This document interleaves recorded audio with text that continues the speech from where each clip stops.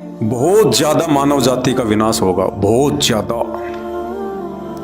भविष्य मल्लिका के अनुसार यहां तक कहा गया है कि पूरे विश्व की 3/3 जनसंख्या का सर्वनाश हो जाएगा, 3/3 जनसंख्या का। और पूरे विश्व में मात्र 30 करोड़ लोग बचेंगे, मात्र 30 करोड़। ये भविष्य मालिका में लिखा हुआ है। 2027 तक का समय है आप लोगों के पास, मतलब 2027 तक तो जो होना होगा वो हो लेगा। समझदार वो है जो समय रहते आंख खोल लेगा, समय रहते उस कल की भगवान की पहचान कर लेगा। अरे ठोकर लगने के बाद तो जानवर भी संभल जाता है, ठोकर लगने के बाद तो एक जानवर भी संभल जाता है। इंसान वो है जो दूसरों की ठोकर से समझ जाए, जो समय रहते ये बुद्धि, ये दिमाग, ये मानव शरीर जो हमें परमपिता परमेश्वर ने दिया है, इसका सही से इस्तेमाल करके, क्योंकि ये सोचने और विचारने की जो शक्ति है ये केवल इंसान के पास है, मनुष्य के पास है। मैं कह रहा हूं, आप सुन रहे हो।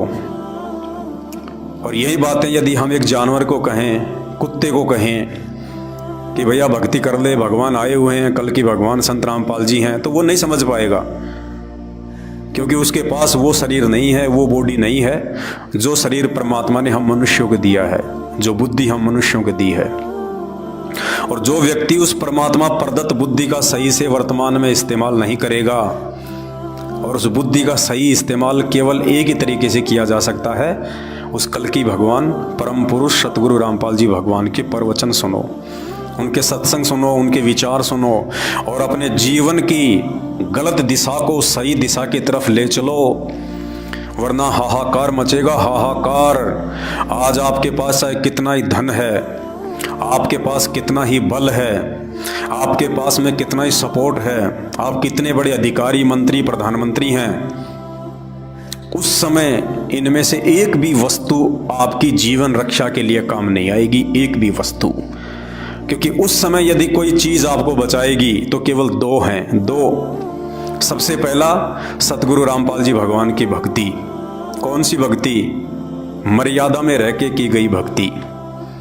और दूसरा, यदि आपके पिछले जन्म जन्मांतरों के अच्छे भक्ति संस्कार आपके पास में शेष हैं, तो आप अपने उन खुद के संस्कारों के आधार से बच सकते हो 2027 से पहले।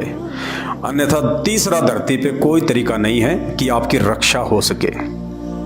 आप कितना ही अपने गुरुओं को याद कर लेना, जिन संत महात्मा मंडलेश्वरों की आज आप शरण में हो, कितनी आप उनकी महिमा कर लेना, वो खुद ही अपने आप को नहीं बचा पाएंगे।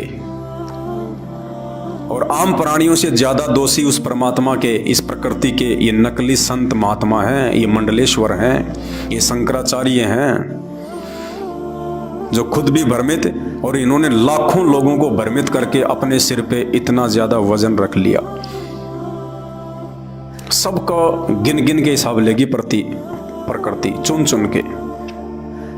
समझदार वही है जो समय रहते संत रामपाल जी के प्रवचन सुनना शुरू कर देगा।